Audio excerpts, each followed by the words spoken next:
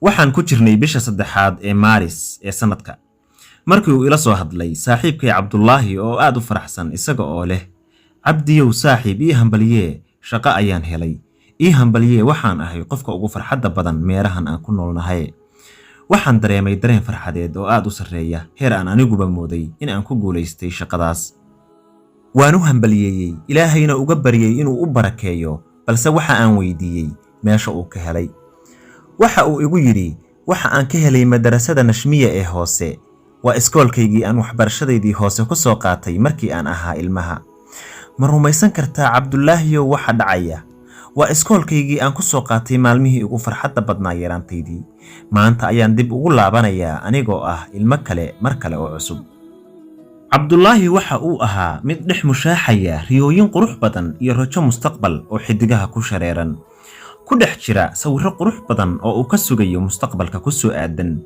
isaga oo isdhiirigelinaya maalintaas waxa uu iigu yeeray si aan ugu raaco xaflad farxadeed waan ka aqbalay waxaan isku raacnay mid ka mid ah makhaayadaha magaalada Ammaan isaga ayaa inoo dooray goobtaas waxa aan fariisanay barkad biyo ka burqanayaan jambigeed oo makhaayada gudaheeda ah waxa aan bilownay sheeko taas oo aan ka baxayn mowduuca Cabdullaahi iyo noloshiisii uu ku soo qaatay dugsigaas markii uu yaraa kuma arag farxadan muddo dheer waxa aan ku farxay dareenkaas uu dhex mushaaxayay balse waxaan isku dayay dhowr jeer in aan soo gunaanado sheekada sababta oo ah waxa aan gaarnay xilli dambe balse isagu waxa uu ahaa mid isdaba dhigaya sheekada iyo xusuusihiisaba mana uusan dareemin in waqtigu ina xadayo waxa uu ahaa mid soo bandhigaya xusuusahaas oo habeenkaas oo dhan waqtigeena inta badan qaadatay ka warramideedu ugu dambeynna waxaan ku laabannay guryaheennii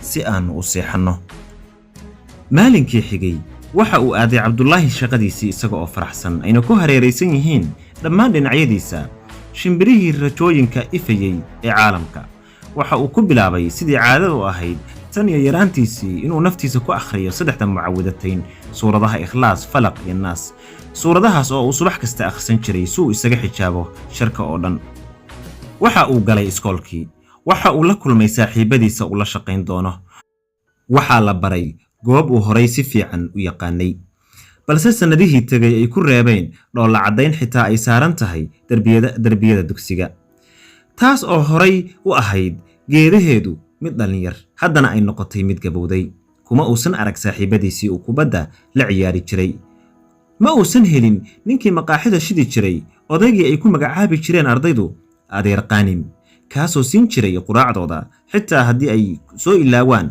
lacagtii guriga laga soo siin jiray waxaa lagu bedelay nin kale oo shaqaalo ah ma aysan ahayn geedaha iskoolku kuwa u yar sidii markii uu dhigan jiray dugsiga balse waa ay weynaatay si aad ah gabowga meesha iyo weynaanta uu isaguba weynaaday uma aysan kordhin waxaan ka ahayn haybad iyo sharaf geeduhu waa sida dadka oo kale markasta oo ay weynaato waxa u kordha xikmad iyo u adkaysiga nolosha waxay leedahay duuduubyo inoo soo eg waxay leedahay caleemo soo daata sida inaguba markii aan gabowno tinteenu u daadato balse geeduhu waxay noqdaan kuwa naxariis badan carruurta u soo jihaysata kama xanaaqdo qayladooda iyo dhibkooda kuma dhibto laamaheeda kuwaas oo ay kor u qaaday sanadaha iyo cumriga isdaba joogga ahi aadna uga fog inay carruurtu ku ciyaaraan laamahaas Cabdullaahi waxa uu 8 ku noqday 7 macallin oo haween ah taas oo aad u badisay khajilaada waayo waxa uu ahaa mid aan nolol iyo waqtiba la wadaagin haweenka marxaladihii hore ee noloshiisa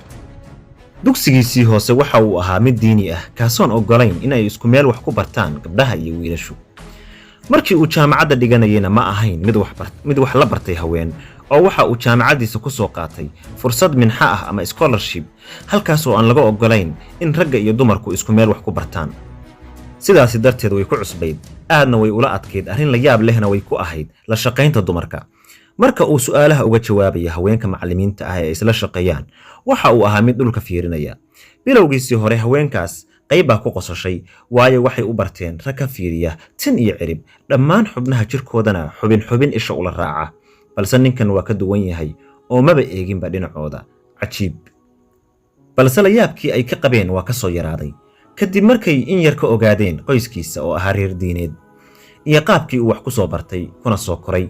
waa halka ay carabtu ka yiraahdaan idaa curifa sabab badala alcajab, haddii sababta la ogaado la yaabku waa burburaa. sidaas darteed waxay ixtiraameen xishoodkaas raganimeed ee ay adag tahay maanta in laga hela adduunkan.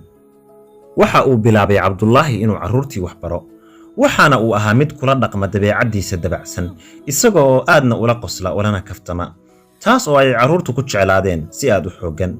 laba qof kuma murmin sida degdega ah ee Cabdullaahi carruurtu u jeclaatay.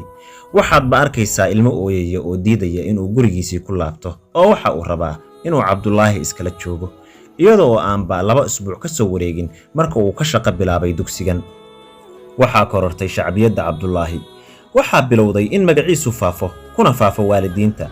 maamulka iskoolku waxa uu arkay heerka sarreysa ee uu gaarsiiyey iskoolka, noloshuna waxay u ahayd halkii ugu sarreysay ee farxadeed. waxa uu noqday saaxiibkii ay ka wada shaqaynayeen iskoolka, walaal ayay noqdeen. gabdhihii la shaqaynayay iyaguna sidoo kale waxay u ixtiraamaan heerkii u sarreysay. carruurtuna waxay u qaadeen jacayl ku dhowaali markii laga reebo hal macallimad, taas oo ka leexleexaysan jirtay la kulankiisa, xitaa waxay ka leexaysan jirtay salaantiisa. balse arrinkaasu kama uusan celin inuu salaamo ama ha ka qaado salaanta ama aysan ka qaadine. markii ay ka soo wareegtay 2 bilood kolkii uu ka shaqo bilaabay dugsigan, waxay noqdeen hablihii ay wada shaqaynayeen kuwa suga marka uu imaanayo dugsiga si ay ula sheekaystaan ama ula kaftamaan, kadib markii ay ogaadeen shakhsiyaddiisa aadka u dabacsan ee macaan, taas oo farax gelinaysa qof kasta oo la kulma ama la shaqaysa. marka laga reebo gabadha la yiraahdo Ruwaydo, gabadhaas oo aan badanaa salaanta ka qaadin Cabdullaahi, waxaa warwargeliyey la yaabna ku riday madax taaggeeda, kibirkeeda santaagan har iyo habeenba ay gooni uga dudayso. waxa ay uga duwan tahay dhammaan dadka la shaqeeya Cabdullaahi isxirxirka iyo in ayba ka soo qaado qof aan indhaheeda u muuqanba. waa maxay tolow sababta ay uga gaabsanayso, balse dadka oo dhani ay u jecel yihiin isaga, la kulankiisa, la sheekaysigiisa, bal adba waxaa isweydiin mudan sababta iyada oo arkaysa misana ay uga soo qaadayso in aysanba u jeedin. waa maxay sababta aysan u cajabin dabacsanaantiisa iyo sababta ay aamus ugu jawaabayso sheekadiisa. mar ayuu Cabdullaahi xadgudub sameeyey, macnaha waxa uu eegay inantii madaxa adkayd isaga oo faduul u eegay. waxa uu arkay qurux carbeed oo qofkii eegaa farax gelinayso, gabadh midab maariin ah, weji qurux badan, indho waaweyn leh, jir dhuuban Ilaahay ku manaystay, dumarnimo ku dhantahay, dhinaca laabta iyo gadaalba u buuran, ma ahayn mid dheer iyo mid gaaban toonna, waxay ahayd dhexdhexaad, dhan kastaba waxaad moodaa in laga dhilay. quruxdu waa qurux carbeed oo ay soo saarto dhulka Khaliijku, midab qurxoon oo maariin ah iyo indho soo jiidasho badan oo uusan lahayn qof ku nool meerahan dhulku. anigu garan mayo in Cabdullaahi ay la yaab gelisay quruxdeeda iyo in ay tahay lacanada jacaylka dhalisa ee wax kasta oo aanan haysan aynu u hanqal taagno. balse Cabdullaahi waxa uu dareemay in gabadhani leedahay qurux uu in badan ku hamiyey in ay yeelato, gabadha uu u qorshaystay inay noqoto gacalisadiisa. maalin ka mid ah maalmaha ayaa Cabdullaahi oo ku jira qolka macallimiinta sidoo kalena quraacanaya, xafiiskana ay ku jiraan gabdha macallimiin ayaa waxa uu soo xasuustay inay jirto shaqo qabyo ka ahayd oo la rabay inuu soo afmeero. degdeg ayuu quraacdii u dhameeyey oo waxa uu aaday fasalkii ay hawshu uga taalay. markii uu sidaas u bilaabay inuu koro jaranjaradii madrasada ayaa waxa uu soo xasuustay moobilkiisii. uu iska baaray, kolkuu iska waayay ayuu si degdeg ah ugu laabtay xafiiskii. miiska ayuu saaran yahay, sidoo kalena waa uu iftiimayaa oo waxaad moodaa in qofii isticmaalayay.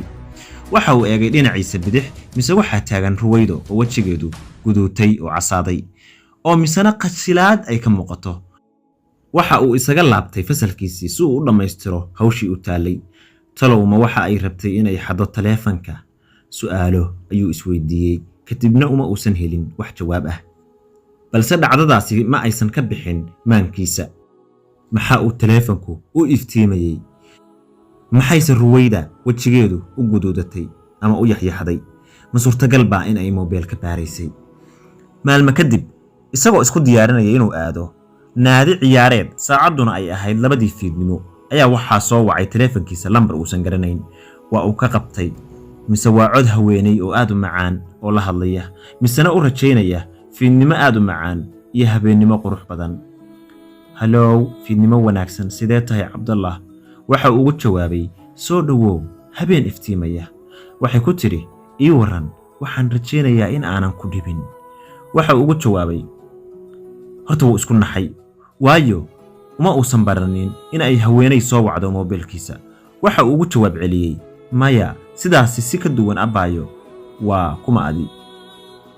Way qososhay oo ku tiri, bal iqiyaas yaan noqon karaa. Waxoogaa buu ku dul fakaray, markaasuu yidhi, iga raalli ahow, codkaaga si fiican uma maqlee, waxaan marayaa waddo buuq badan. Cabdullaahi daqiiqadihii u horreeyey ee uu la hadlayay inanta waa uu soo saari waayey codkeeda, balse si qurux badan ayuu ugu cudur daartay. balse Ruwaan ama Ruwaydo ka doontid iska dheh oo rabta in ay si degdeg ah u dhamayso wada hadalka ayaa tiri, dhib male, hadda waxaan dareemayaa in aad mashquulsan tahay, marka aad ka dhamaato mashquulka ayaan kula soo hadli doonaa. Waxa uu ugu jawaabay, dhib male, soo dhawow. iyadu ma aysan doonayn in ay durba dhamayso hadalka, balse waxay rabtay bilow sheeko dhex marta iyada iyo Cabdullaahi. fursadan ay ku heshay Cabdallah waa fursad aad ay u xiiseynaysay oo ay ku raadinaysay toosh iftiin dheer, waxayna rabtaa in ay uga faa'iideysato sida ay tahay. waxay ku tiri, dhib male, waxaan arkaa in aad degdegsan tahay, marka aad ka dhamaato isoowa ina sheekee. Cabdullaahi qaadan waa ayay ku noqotay, si aan caadi ahayna waa uu u yaabay. sidee ku dhici kartaa in gabar ay wiil dhalinyaro ah si cad ugu sheegto oo ay ku dhahdo isoowa ina sheekee? balse qaabka ay u hadlaysay ee ay adeegsatay Ruwaan ayaa ahaa mid la qaadan karo oo caadi ah, waayo waxay ixtiraamtay mashquulkiisa iyo in aysan ka kala goynin ciyaartii uu u socday. waxa uu ku jawaabay, aad iyo aad, waan isa soo wacaynaa Ilaahay idankiisa. waa uuna ku jaray taleefanka. codkeeda ayuu garanayay inay tahay maclimad Ruwaan. Cabdullaahi farxad ayaa ula duulduulay. gabadhii uu ka helay ee soo jiidatay laftirkeedii ayaa soo wacatay oo weliba uu la hadli doonaa saacad kadib marka ciyaartu u dhammaato. sheekadani waa qisadii la magac baxday Noqo Khaa'in aad qurux badnaatide, aad noqotid kan ugu quruxda badane. waa sheeko si taxana uga bixi doonta halkan. la soco oo aysan ku dhaafin qayb kasta oo aynu soo gelin doonno mar walba.